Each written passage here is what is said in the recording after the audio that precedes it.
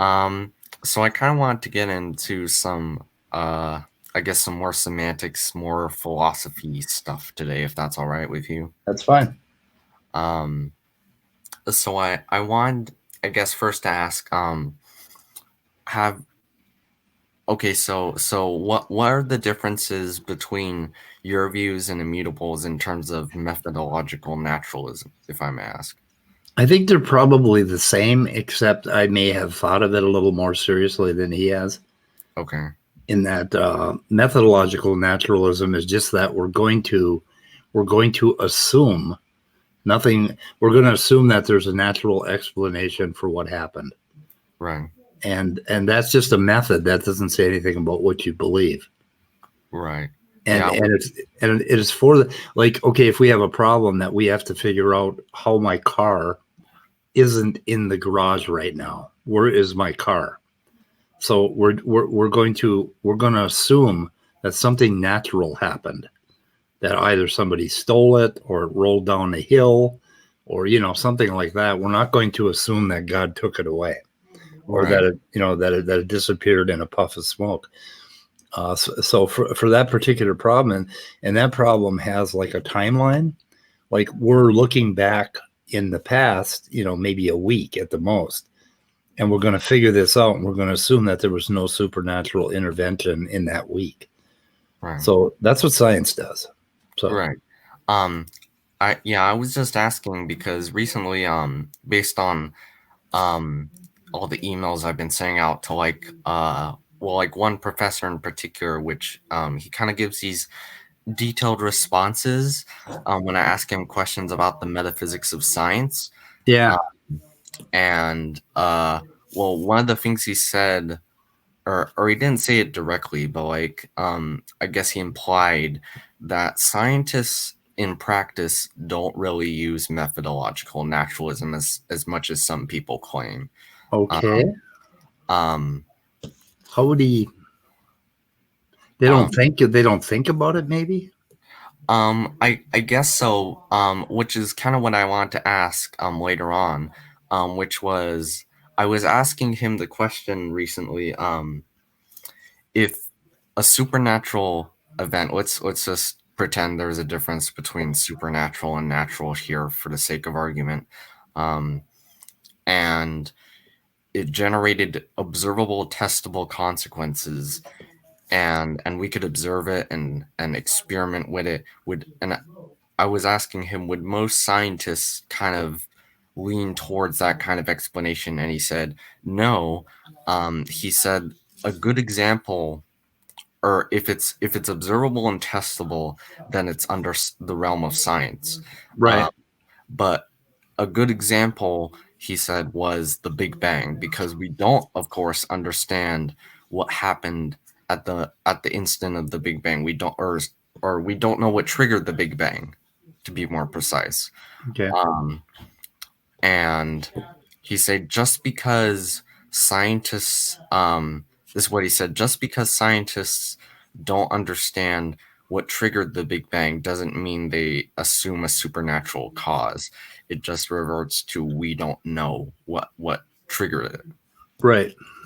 Um, and I think that kind of, and I want to see your thoughts on this. Like, I think that kind of gets more into what scientists really think when they do science. Like, they're not um, assuming what kinds of explanations are correct. Rather, they're um, assuming that if they look into it enough, like if they do enough observations, then it'll lead from a state of we don't know to a state of okay, or it might be this thing, or it might be that thing.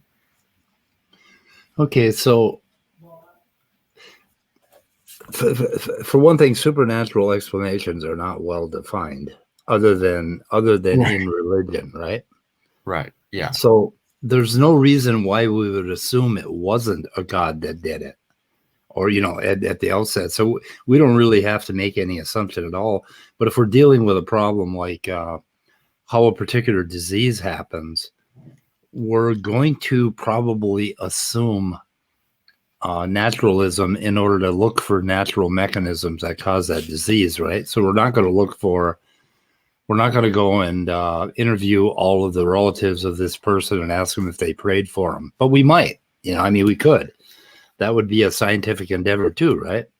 Right. So I mean, Oh, go ahead.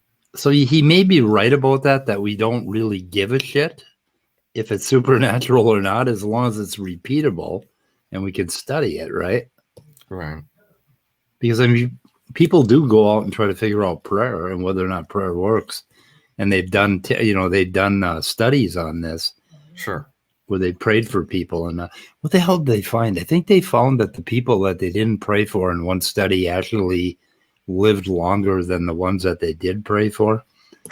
It was pretty bad, but it was it was pretty close to what you would assume for random, right? Right. Yeah. So I mean, it was hard to make a connection, but I think it slightly favored the people that didn't get prayed for, which is interesting. Well, like he gave a good example in a different email, which was, and I think this kind of explained it better, which was okay, suppose and forgive me if I've already mentioned this example to you, but like suppose there's a hospital somewhere in the state and they're getting people who have been amputated and they want to heal their legs, and so they're like, okay, pray, do this, do that, put the oil on and all that stuff, and then call for God to heal it, and then whoop, it heals back. And they're like, it's a supernatural miracle. And then he said, okay, doctors would then go out and say, okay, there are legs healing back here. What exactly is going on? At that point, he said, there's, I guess, just the phenomena, right? There's no explanation for why or how the phenomena occurs. There's just, okay, this happens. And then they would try to narrow down the cause by asking different kinds of questions like, okay, can an atheist still heal them? What is the oil made of? Can a Muslim do it? What kind of prayers are needed? Stuff like that. And he said, but none of those tests presuppose that God did it isn't true. It's just that in both cases, whether or not God did it, we still learn something, because it would be either, okay, you have to pray and you have to do this and you have to do that. So it's a not a more fundamental explanation, but still an explanation. It says, okay, you can do this, you can pray and anoint a person's limb with the oil and boop, it heals back. Okay, let's go do it in other places in medicine. Whereas if they found, okay, you don't need to pray, you don't need to call to God, you just need to put the oil on and do other stuff, then that doesn't necessarily mean that God didn't do it either. Right. And I think this was getting into his point that science, I think I read this in one place, where science isn't in the position of making assumptions. Well, at least some assumptions. It's in the position of testing assumptions, like at least not the most fundamental ones, like that we can know stuff, because no one would argue that we can know stuff, but we also can't prove it either, can we? So Right. I think that was his point, that science doesn't assume that it's natural, but it doesn't assume that it's supernatural either. It just tries to find the best explanation. Yeah, that I was explaining that in a thread the other day I got on, and Smokey Saint was there, and he disappeared. I forget who else was there, but I came into a religious group, and they were talking about how science just rejects everything having to do with intelligent design. And I said, no, they don't. I said, if we're always looking at information and the structure of life, and we're always considering that it may be intelligently designed. I mean, we're looking for that secret structure that couldn't possibly occur naturally. Right. But But methodological naturalism would be it's a tool you take out of your box. So if you have a rash on your skin, I am not going to first go and interview your mom and your relatives to find out if they cursed you or any of that. I'm going to start looking for things in your house that could have chemically caused that rash, right? So I'm assuming methodological naturalism as a first tool. So the first tool I'm going to use is to go and try to find out why that rash is on your arm or whatever. Right. I'm not going to. So in that case, we are using methodological naturalism because we're looking for things that obey the laws that we already know of chemistry and physics, and we're going to do our very best to find that cause. And the reason we do that is because normally when you have a rash on your arm that's killing you or causing you great pain, the chances are that we're going to find that problem. That because we know that this works very, very well, and we found it in the past. It's like, okay, you bought a new blanket, at Walmart, and it turns out they treated it with some fucking chloro, organic compound, and then bang, we got our solution. I mean, it works. So the very first tool we're going to try to exhaust is methodological naturalism, Right. and that doesn't mean that we're basically ruling out completely any other possibility. If we can't find it, and it keeps happening, and we can't find this thing, there are people that may look into supernatural possibilities. So that might be an avenue of research, and I don't think that anybody would reject that out of hand. Right. And if we found something, if we found something that was like you guys were all, everybody who had this rash was a Jehovah's Witness. After we looked at the churches and everything and tried to rule out all natural causes, we might consider a greater cause. It's not anything. It would be a remarkable discovery if we found something like that, right? Right. Like, Nobel yeah, Prize. I agree with what you're saying, that methodological naturalism is a good method, right? It's practical. It's a good tool, basically. And yeah, I think this idea that methodological naturalism is kind of the cornerstone basic assumption of science, however, is kind of faulty, because science, and this is kind of where I got my new name from, which was science is kind of empirical. It starts with observations. So if we can't figure something out, we're not going to say, oh, God did it. We're going to say we don't know, because I guess the limiting assumption of science is not it can't be natural, or it can't be supernatural, or it can't be this explanation, it can't be that explanation. The limiting assumption of science is that it has to be testable, it has to be based in reality and observation. If it's not, then you're kind of delimiting what science is, what separates it from other types of truth, basically. Right. And so in that sense, if you want to say, okay, observation is limiting us from the supernatural, well, then so be it. But like I was saying before, that doesn't necessarily mean that the supernatural doesn't exist. It just means we can't detect it yet. Right. So, and is it testable and repeatable? Does it work every time we pray for you?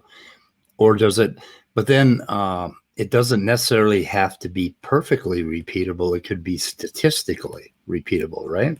Right. Yeah. So if it works more often than, statistically, if it works more often than chance, did I spell it right? Statistically? No, I'm misfiring. Okay. Brain is misfiring. Statistics. Okay.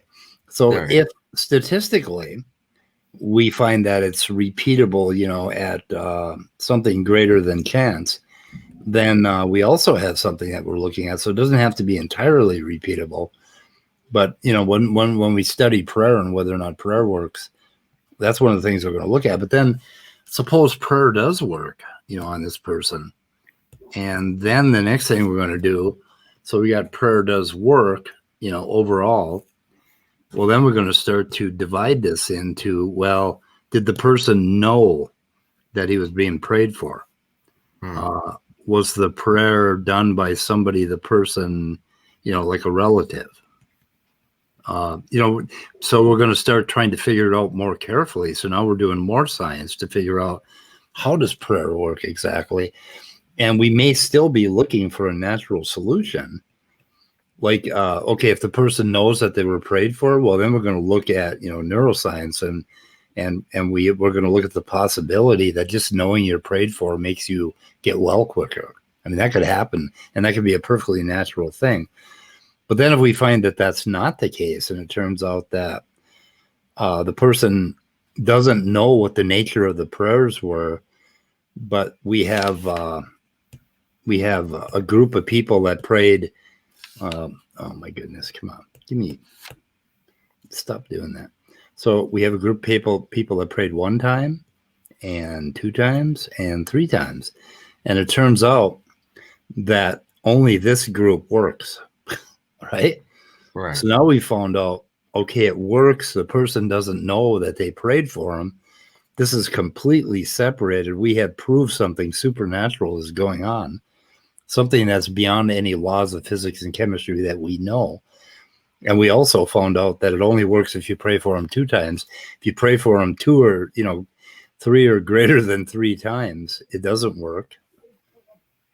And Yeah. I kind of get what you're saying. So, like, I think this is the trouble with defining natural versus supernatural, right? Like, you can say, oh, natural is observational. Then yeah, science is limited to the natural world. But I feel like some other people would also say that that's too broad of a definition. You know what I mean?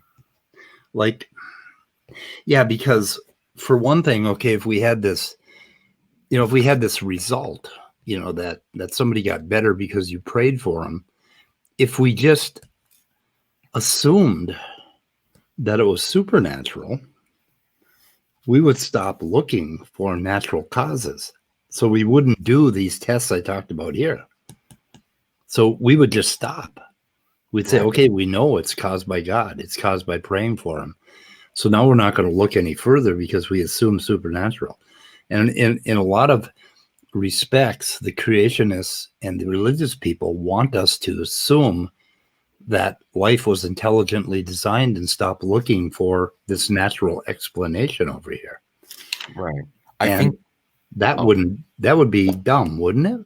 Yeah, I mean, I think one caveat with that, however, is that even if you provide a natural explanation, like there are still going to be people, and even mention this that there are still going to be people who say, "Oh, it's just the hand of God." Like, it's the causes or the ultimate cause is unknown, but the observational cause is known. You know, so like, um, if it's if in that sense like you're using observation, but no matter what you do, like it seems like it always one step above, right?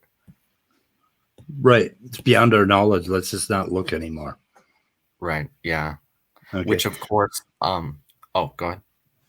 Well, that's what separates us from, that's what separates believers from non believers, I think, but not always. I mean, there are people that can believe that will keep looking for a natural cause, right?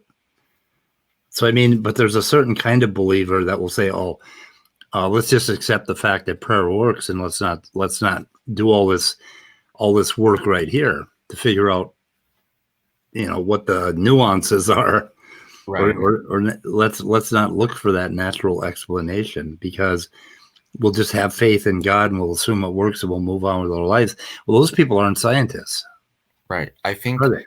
I think um the supernatural explanation also um this I think this may have also been his other point that like if you say something is supernatural, you're using, oh, it can't be this, therefore it's that. So it's it's an argument from ignorance, right? Like it's using lack of evidence as evidence, which isn't evidence. So like if you're going to prove something, or sorry, not prove, because you can't prove anything in science, but like if you're going to support something supernatural, it has to be based on some kind of evidence, not a hole in our knowledge, you know what I mean? It has to be based on positive experimental evidence, not you can't figure this out yet, therefore it's God. Yeah. And then people will say, well, we have strong faith in God. We know that God exists. So why aren't you accepting our answer for why we healed the rash? Right. Yeah. And but I don't think these people could be called scientists. Right. Yeah. And this is kind of the thing I was trying to figure out, which was like, yeah, you're saying the difference between faith and reason. If, for instance, like the two assumptions of science are basically one, that the world can be understood. There are laws out there that we can at least in principle figure out. Like what we may never get to it, but there are still laws there. Um, You know, and like the Big Bang. yeah, There's yeah, there may be laws that we don't understand right now, but we're going to figure them out not with incantations and Bibles. We're going to figure it out with mathematics. right, yeah, How that works. and because it's interesting because when he brought that up and saying like, okay, you can make the assumption that the world is not simply chaos or it's not subjective or anything like that. And he brought up different types of truth, which included observation, rationalism, authority, for instance, like because I said so. But what's interesting is he also brought up kind of revealed truth and that kind of like revelation, and that kind of made me think, okay, in that sense, would supernatural explanations also be a kind of um sorry, I'm just thinking at the same time. I'm trying to mull all this over. It's very deep. um, Yeah. but would a supernatural explanation kind of count as part of that assumption? Am I making sense? Like that assumption of the world can be understood, in some sense, then kind of the lowest form of that would be in the supernatural explanations. You know what I mean? Yeah, I'm not sure if I know what you mean. Yeah. Okay. Um, so so so I guess I'm saying like if you're saying the world can be understood, so there's some explanation. You can say the explanation might be um it might be based on observation, but it also might be based on revelation. So like for instance, the explanation might be because God actually did it. Like How could we figure that out? yeah, I guess that's the other thing, which is like you're assuming there's an explanation for this phenomena, but then what separates science from other forms of knowledge, um, or what other people would consider other forms of knowledge would be observation, like right, like experiment. You have to actually test this to know if it's true or not. Yeah, that would be like, okay, looking for things within Thor, do not step on my iPad. Cat, you can't do that. So there are only certain things, I guess, that are God. Oh, okay, this thing about revelation or knowing, that sort of thing that we're going to know about something. I'm trying to think of an example with James Tour. Go on, Thor. I don't need you right now. Yeah, I'm thinking at the same time you're talking because I'm trying to think. Yeah, No. go ahead. Okay, so James Tour goes to the lab, right? He Okay. goes to his lab in the morning, and his job is to make little micro cars, that can can drive basically out of nanomaterial. That's his job. Okay.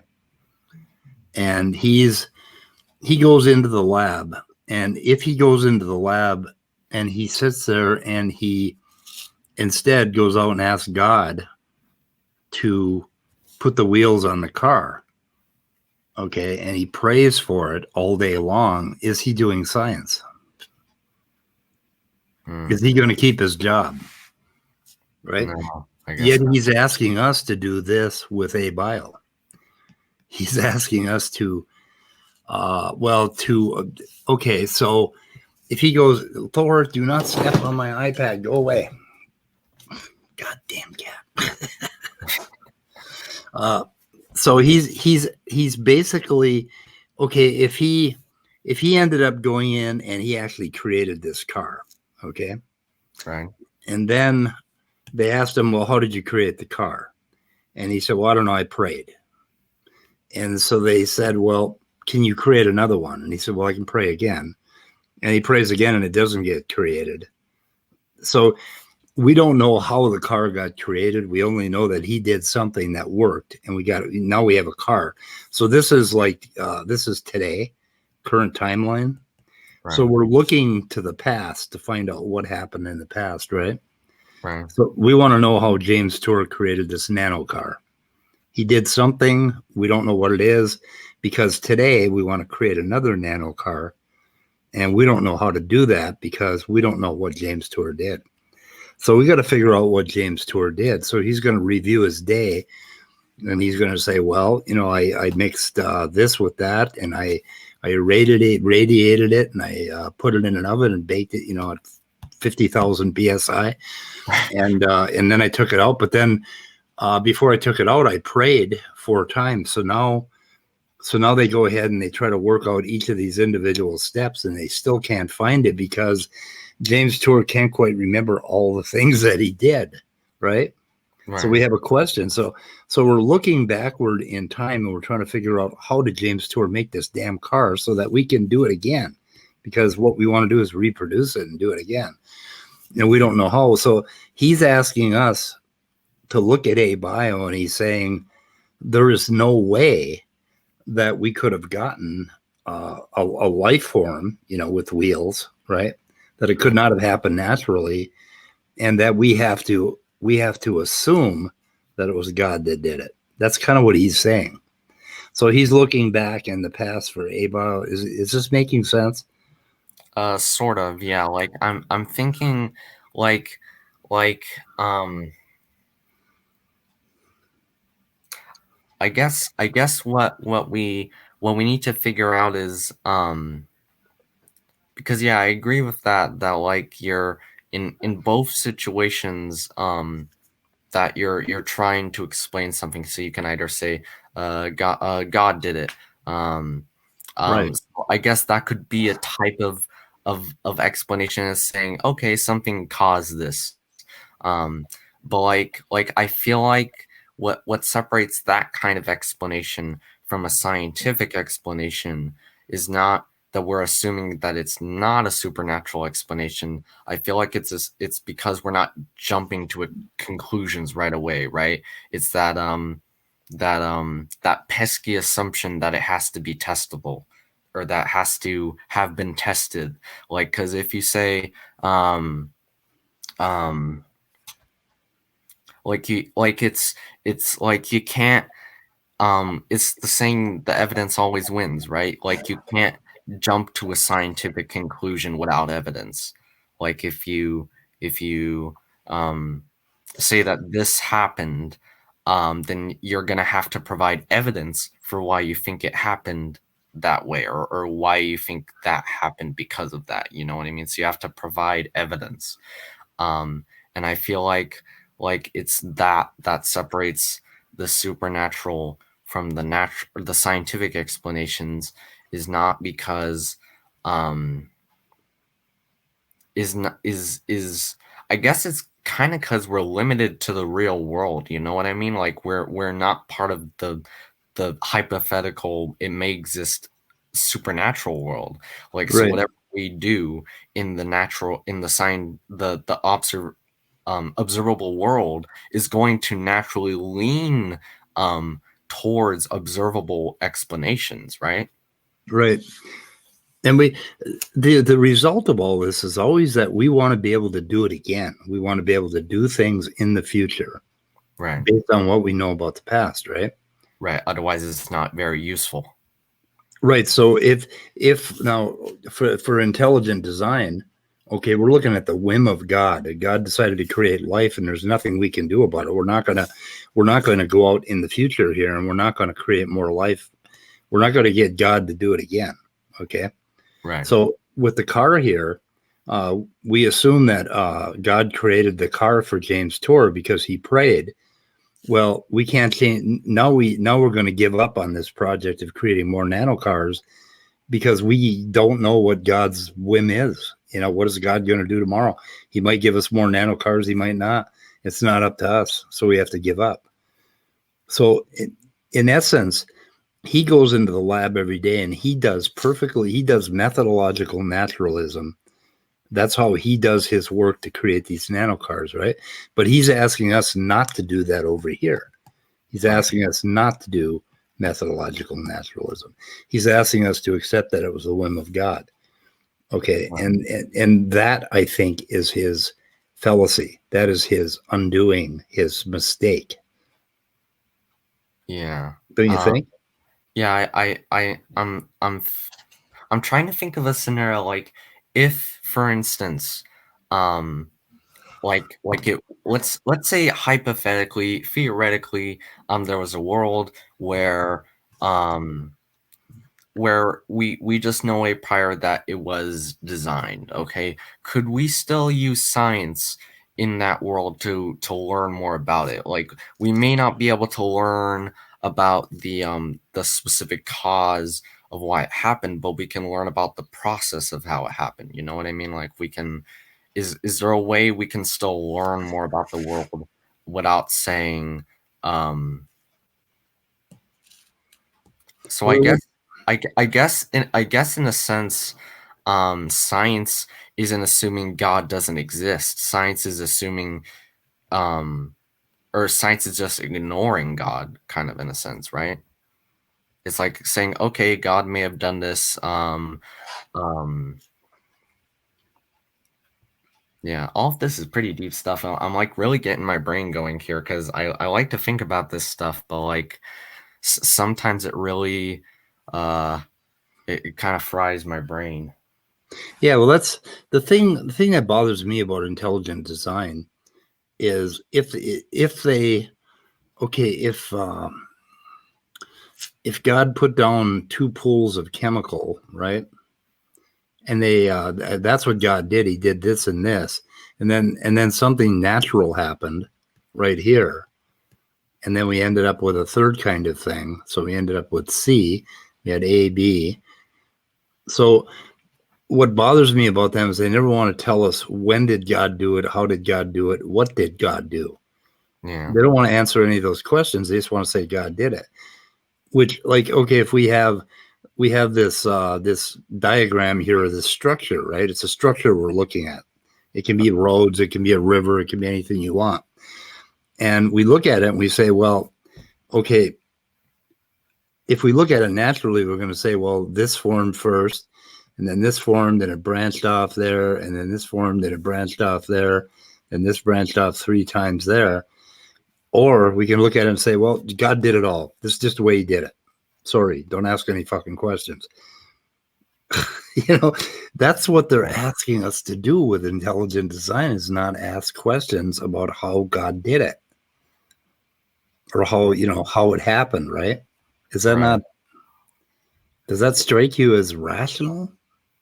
Not really. I mean, I feel like um I think we need to take like the bottom up approach, like always start with what the world is actually, cuz I I guess like that's the fundamental assumption of science, right? That like rather than because I said so, you learn by because the world says so. Like it's the world that dictates what the world can and cannot do, right?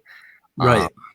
like I guess that's kind of um I guess that's kind of one barrier between scientists, or scientists, atheists, whatever, and creationists, is that they're saying, "Oh, God did all of this, so you're up to Him." Whereas in their minds, they're kind of viewing us like, "Oh, we're saying the world did it," and we're not really saying that. We're just saying we're just basing our knowledge off the world because that's kind of all we have. Or it's like, is does that kind of make sense? Like, um, I feel Yeah. like we need to start from the bottom up, like go over what, like, if you can, like let's go over what science is in a sense, and maybe that can help lead us towards what science doesn't do. You know what I mean?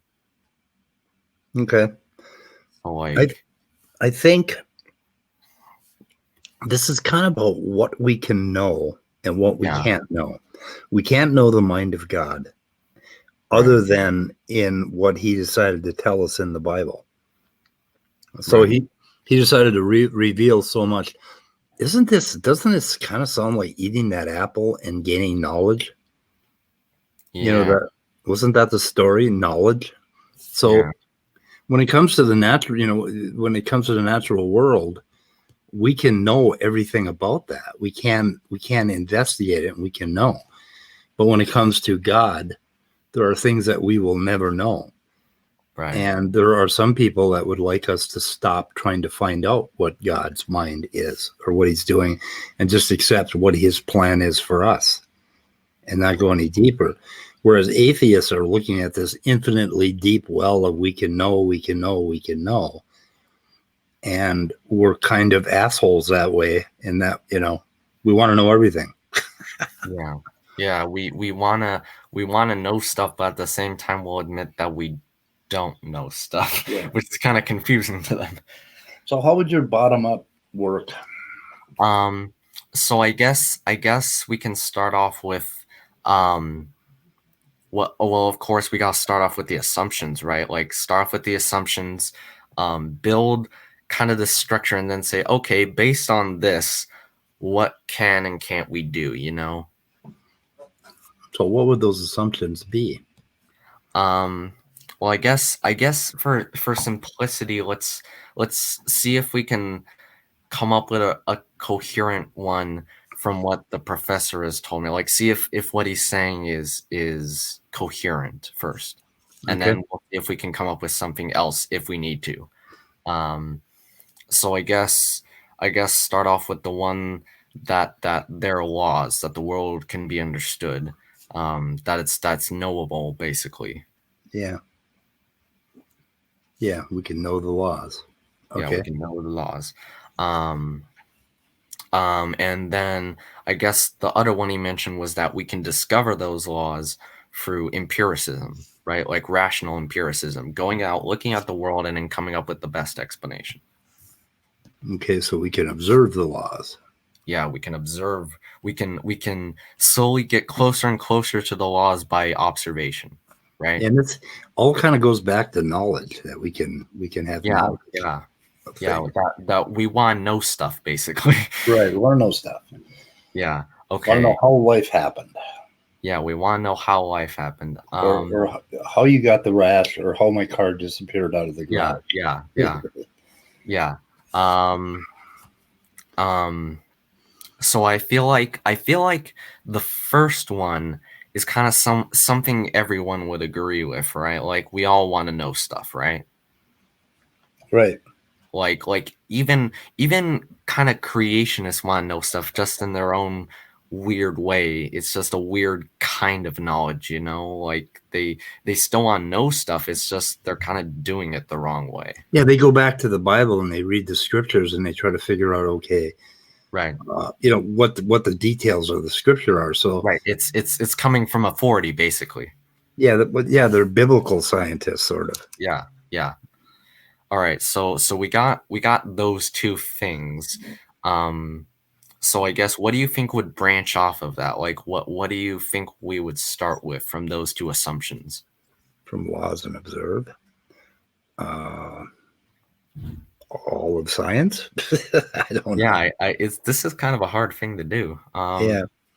Yeah, Uh, we would, well, the thing is, not sure if we have to back up here, but we're these kind of critters yeah, that do things with our hands, our little hands. we smash rocks together. Well, yeah, we use tools.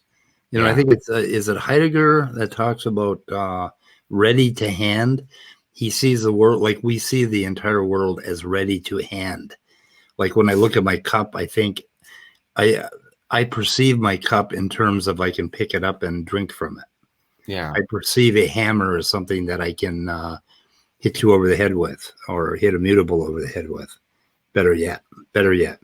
So you're kind of saying like from those two things, like how can it benefit us the most, like Well, society the most? how do we think about reality? We think in terms of like when you're talking about how we're gonna do science. Well, we're going to pick up tools and we're going to try to operate on objects and we're going Right, to see what happens, right? right, And then we're going to observe the results. So and this fits in with a subject that's a lot deeper, and that's called the embodied mind, where mm, the way humans work is that we work through our bodies. Our minds are basically what our bodies can do. Like right, if I pick up this rock and hit it on that rock, and then I observe, that it does this, I've got this like loop. Okay, I'm doing something, and it creates something, and then I observe it. So it right. goes that way. So it's kind of like one of those clue games, basically, where you don't know the final answer, but you assume that okay, if I because this is what he said observation is. It's collecting data, basically. It's collecting something to tell you something, basically, right? That's what it's collecting information, I guess, right? Yeah, but it's more than that, because to do science, you have to do this part. We have to knock these rocks together and see what they do, and then we can observe. Right. So it isn't just placidly observing the world. Right, right. In Yeah. in in a way, we're interacting with it. We're slicing that insect in half and looking at what's inside of it. So we can't just, or I suppose there is some form like astronomy where you're just observing, because you can't go out there and move them around, Right. that sort of thing. So, but I mean, so this is an important part of the cycle, though, that we do things in order to make things happen. And And that leads to that future thing where we want to be able to do it in the future. So, yeah, that's technology, it's kind of like a cycle where you go out, you do something, you observe what happens, and then you're saying, okay, what if I do this instead? Right. Yeah. We vary this, we have X, we're going to do Right, X1, X2, dot, dot, dot, XN. So we're going to do these things. And the whole idea is that we can get into the future and we can cure your rash in the future. We can ensure that my car doesn't get stolen again. right. All of that. We can modify things with these variables. Yeah, you But, you you plug X in and you get Y. You see what Y comes out. right. But now what the ID people and the Christians are telling us is that's fine. This is called technology. But Right, when it comes to the big past about how we got here, the big how and why questions, right? They're telling us to shut the fuck up and read the Bible. right. So, Which is, in a sense, kind of makes sense, but when you think about it, like going back to what you just drew, um, in any of that part, like did we actually directly physically measure what was actually going on, or did we just look at the effects of it, right? yeah. Well, we're looking at, we're like right here. Okay, if we're looking at how life is today, we're looking at this line right here, how it is today. Right, But in order to figure out how and why it happened, to look back in the past, we're gonna do X and we're gonna do Y and we're gonna do Z, and we're going to observe the result, and we're going to say, oh, okay, if this happened in this order here, we did X, Y, and Z, and then we ended up with O, this observation. Right. Then obviously back here, if we have O right here, we're going to say, well, X, Y, and Z must have happened some way all by itself, right? In the Right. past. So you're just looking at a different kind of Y, basically. Right. It's We're just a looking, Y from it's a Y that resulted from X in the past, basically. yeah. Yeah, I think one thing they would say is that, oh, you're assuming the laws were constant in time. Well, not necessarily, because if, let's say, X changed over time, okay, Right. that would naturally affect what O looks like today. Yeah. And we would have to go back to the drawing board, basically, and say, okay, which matches it correctly. So it's a cycle, basically. Yeah. We'd be looking at like, well, it'd be X prime. And Yeah. then we could say, well, maybe X prime happened back here. Yeah, shit, I screwed that up. That's okay. I always do that. But so X prime YZ happened. So we're looking at, Thank you for getting out your whiteboard, by the way. This is it kind of helps when you can actually illustrate it. You know what I I mean? know, yeah, it helps to organize your thoughts. Otherwise, you end up spinning around in circles and missing things. So, Yeah. All right, so continue. yeah, so there is like, oh, they talk about that with geology. They say, oh, you think everything was constant, that the erosion rate was Yeah. constant. No, we don't. The erosion rate is different everywhere. Right. So what constant are we assuming? The only thing we're assuming is that the laws of physics haven't changed. Right. Right. That's what I'm saying. That like we're not assuming uniformitarianism or anything like that. That's Right. a conclusion based on the assumption that the laws of physics are the same, which I think that if we didn't make that assumption, then even creationists couldn't live out their lives. You know what I mean? Like you have to make that assumption at the fundamental level in That's order what I to live. meant by pudding.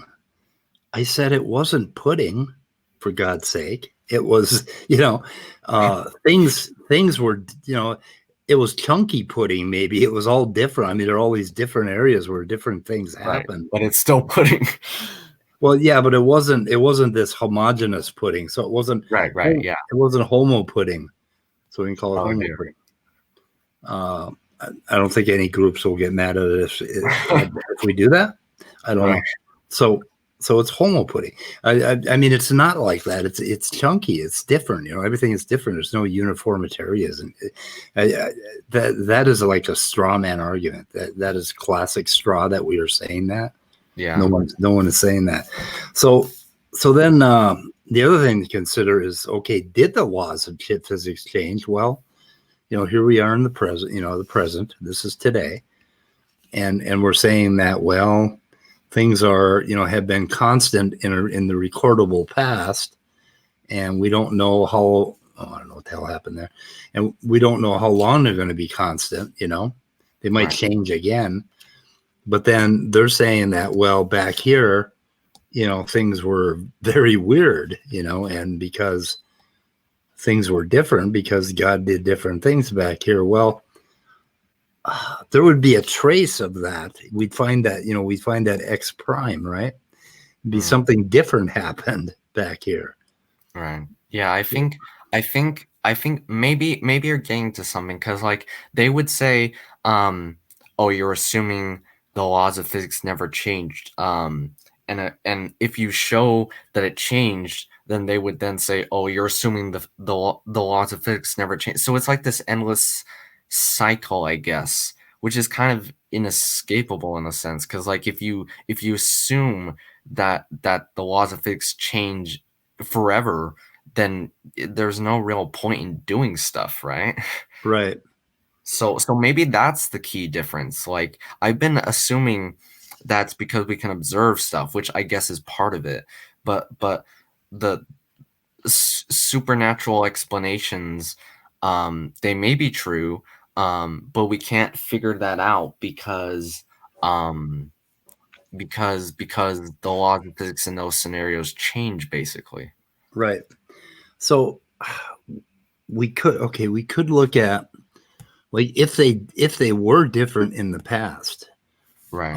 we may find that there is something here that will be like a historical fossil of that difference, right? It Right. couldn't have happened. It couldn't have happened if laws were constant. We know that. We figured that out. Right. And that's what they're trying to tell us about abio. They're trying to tell us with their probability calculations that no, it had to be, there had to be something different about the laws in the past. But, you know, it should leave a fossil record because we can observe everything that's going on today. Yeah. And So I think so what they're, go ahead. oh, go ahead. What they're trying to warn us about is that out here in the apocalypse, God is going to intervene again and change the laws all over, right? Right. So I guess in a sense we're looking for constants, right? So I guess in our minds the constants are the laws of physics. In their minds the constants in the explanation is God, basically. Like Yeah. God is just there. He never changes, but he can change the laws of physics. You know what I mean? Yeah, but you know, and what the agnostic atheist, the new atheist, and even the hard atheist will say, well, what evidence do you have of that? Right, right, yeah, You know, you may find some fossil relic, and what they're saying is that life is that thing, that this is the thing that could not have happened with these constants, right? right, yeah, And what we're asking them to do is shut the fuck up and let us look and see, because eventually we would probably figure this out, you know, that no, okay, life could not have happened naturally, it had to be supernatural. right, yeah, They're asking us to just look at what we know today and make that assumption, and those of you and I and others like us are saying no, we haven't read all the papers yet. right. Yeah, but I think the trouble is that if you say, I think maybe this was his point, that like if you say it's supernatural, then you're saying, okay, it's supernatural. It can't be something I haven't thought of yet, basically. So maybe that's it though. Like we're using observable evidence. Supernatural explanations require metaphysical evidence. You know what I mean? Right. Like, so since we don't have metaphysical evidence, it's not very easy to get to a supernatural explanation using science, Yeah. which is kind of frustrating, to be honest. Yeah, they're asking us to take our current knowledge, which is our, you know, we can call it we'll call it NP, present knowledge, Okay. and they're asking us to believe in God based on the current knowledge that we have, Right. and we're saying that no, we have NP plus N or P plus A out here, and we keep going, and we're going to add more knowledge out here, and Mm. as we get more knowledge, we're gonna have different ideas about what happened back here, right? Yeah. And they're asking us to shut the fuck up Right. Yeah. and just say we know enough today to make that assumption that Right. God had to do. That's kind of the funny thing about science. It assumes that there's an explanation, but it also doesn't say you're ever going to reach that explanation, which Right. is Yeah. kind of weird. This may be asymptotic, you know, that we're never going to Yeah, actually get it's there. it's accumulating stepwise knowledge, but it's kind of sometimes depressing that you may never get to the top, basically. Yeah. So it's almost like there's two kinds of people. There are people that they want to believe that we know everything we need to know today to Right, decide about God. And then right, there's another kind of people that say, no, we want to do more work, more experiments, more experiments. yeah, And they're telling us, oh Christ, you've been doing it for 70 years. You should have known by now. We're going to quit funding you right, because you don't know the answer yet. And we're saying, oh no, give us another round of funding. We want to look further. right, So it's almost like there's those two different kinds of people that are, you know, what it boils down to is if you're a believer in this, I think you're going to shut off half of your mind and quit looking out here, right. you know, and It also has to do with falsifiability, right? Like if you say, okay, we've reached the absolute truth, then nothing can falsify that, basically. Like you can't say, okay, we can't get it to another level of truth. We can't go up anymore. Right. which is kind of against the priority of science. Yeah. I think that's kind of an interesting thing that basically they want us to accept that we know enough already Right. to make this conclusion right here. Yeah. And yet you look at Standing for Truth and Raw Mat, and if you look at how much they really understand about the science, in spite of the fact that they've learned to say the words, how can they possibly believe that they know enough? Well, I think they know as much as anybody else, right? Yeah. I think at this point, the if we don't know something, the it's you just go to you don't know. You don't go to, okay, I have this evidence, this. Then someone refutes it, and you say, oh, you did refute that. Yeah. It's like nothing. And they'd probably say the same of us, that like you're not gonna go away from naturalism or something like that. Right. Yeah. We're stuck on naturalism. Right. You know, I Oh, don't know if, I mean, I don't know if I am. I've thought about it and I'm thinking, okay, if there is something like, oh, I think we all do it. You know, like you'll walk into a room and you'll see a shadow and you'll think, oh, ghost. yeah. Yeah. I mean, I don't completely rule that shit out. It's just that when I think about it, I can't think of any way to make sense out of it. So, Right. Like you're using um I think that's because science is built to get rid of biases and to actually use evidence, not just, oh, I saw something over there. Like I think that's what it comes down to. It comes down to like falsifiability, evidence. Like if you don't have enough evidence, then science is like, okay, well, you can't reach that conclusion. Like if you just saw a shadow over there, that's that's um that's just going to be, we don't know what caused that shadow, not, oh, there's a shadow over there, there must be a ghost, because it can't be anything else. yeah, if I walk into a room, okay, my cousin, who, had a brain, right? Right. Here's my cousin, big brain cousin. And inside the cousin's brain are all these memories and these skills. And then as my cousin got old, his brain got kind of fucked up. And my cousin kind of forgot who he was and forgot who I was and all that shit. And then my cousin died. Oh. And then I see my cousin's ghost coming to talk to me as if he still remembered who I was. Shit like that doesn't make sense to me. Right. I mean, if grandma gets Alzheimer's and she dies, then she dies. Does she get back her memories? Does she get her skill back, or is she still grandma that I knew when she died? And none of that makes any sense to me. So when I start thinking about maybe it's the essence of grandma has come back, but she remembers everything all of a sudden. Yeah, that doesn't make sense. yeah, and where exactly does her memory get back to, when she was 30 or 40 or 50, or It's like it's almost like a chest, basically. You're throwing stuff in, and but or you throw a bunch of stuff in early on, and then you close it, and then you don't do anything, so it just gets left there, and then suddenly, like what you were saying, like for some reason the chest is opened, and now it's like, hey, I remember you now.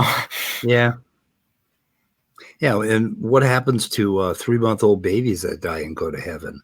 Are they Oh, always yeah. 3-month-old babies? Huh. Yeah.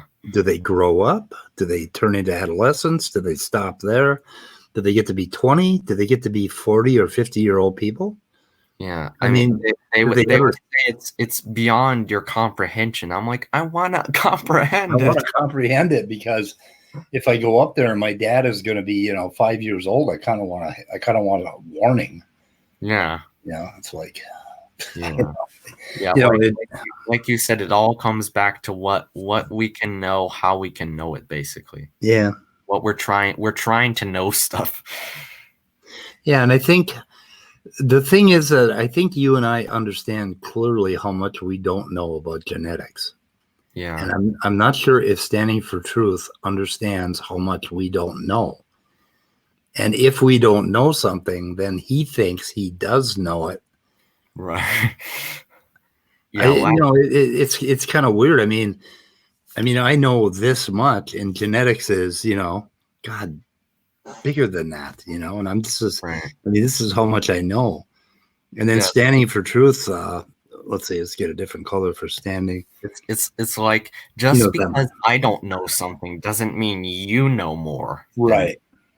lack of knowledge is not evidence for more knowledge. That doesn't really follow. And boy, they really jumped on OSI Ed last night, or Yeah. outside Ed, or Yeah. outside. We'll call him outside.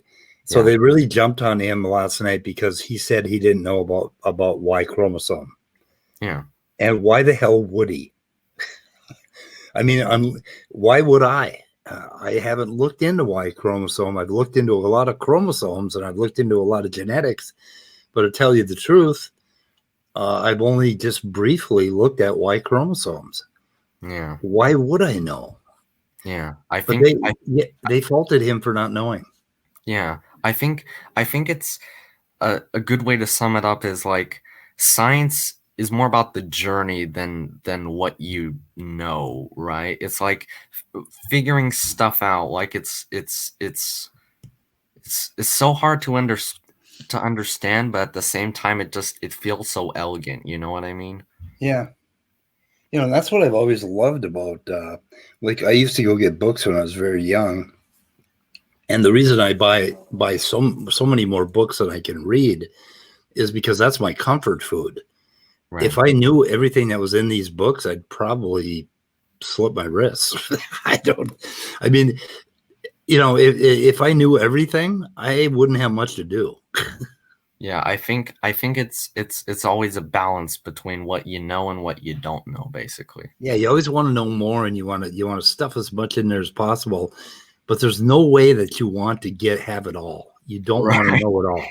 Right. That's the it's What would we do tomorrow if we knew it all? yeah, yeah. Watch I have no Netflix, I idea. guess. Go watch Netflix. Watch Netflix. Well, even then, you'd still um be experiencing something, right? Well, like Yeah, you'd still be knowing. Okay, I guess I know how to turn Netflix on again.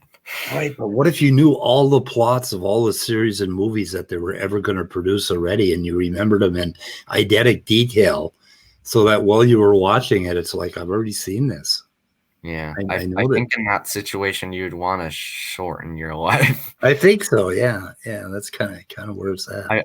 I wouldn't say destroy your life altogether, but I would say, okay, if I'm gonna have to rewatch the same shows over and over again, please diminish it by 50 years. Yeah, yeah. Just shorten it up. Yeah, Yep. yeah, So yeah, I don't know. Anyway, cool. yeah. Thanks so much. It's like really thinking about it and going through it, like it really helps. Not in and especially like this is why I like talking to you, because I get to think through things philosophically, experimentally. I get to like just go through it, and then I can go and think about it all over again. Try to figure it out. Thinking is great. Yeah, this is why I like talking to you, is because you basically, because I keep wanting to detail, what I'm thinking and what I believe, but I can't do it all by myself. Yeah, You have to yeah, you have to yeah. That's interact what I with was gonna someone, say. You need someone else to help you think with you. and that somebody has to not be a creationist, because Right, it, because it because they don't help me figure it out. They right. just Yeah, we just argue.